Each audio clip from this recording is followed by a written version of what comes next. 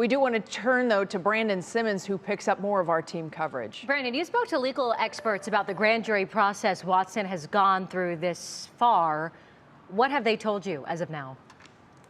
Yeah, well, what they're telling me is right now, when you hear what the grand jury had to say, they're basically telling you we don't have enough evidence right now. And we know it's been a difficult choice for fans to decide with their emotions what's right, what's wrong. But right now, even with the grand jury making the decision they made, that doesn't tell us whether or not the allegations actually happened or not. The grand jury is the first group of people who must decide whether there is probable cause that a person committed a felony. Of the 22 allegations against Deshaun Watson, a grand jury failed to indict 9 cases in Harris County, a separate grand jury reaching the same decision on a case in Brazoria County. After seeing that from 2 separate grand juries, my belief is that there's actually not enough evidence, legally speaking, for these cases to go forward on criminal charges.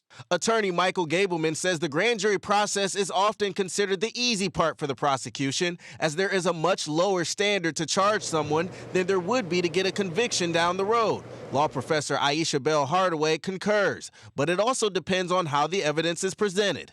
The testimony and the evidence presented by the police and the prosecutors was not enough for the grand jury to say that there was probable cause that the individual committed the crime.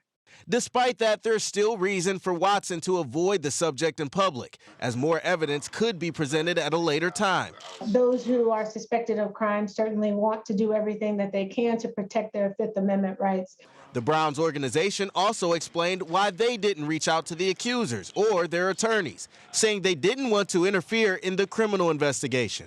Don't want to be in a position where you might be, where what you're doing might be construed as tampering with witnesses, trying to get them to change their story. Bell Hardaway says it's also a business decision, and reputation could also play a role. The NFL has been criticized for the manner and the tone of the questions that were posed to some of the women that were in fact interviewed.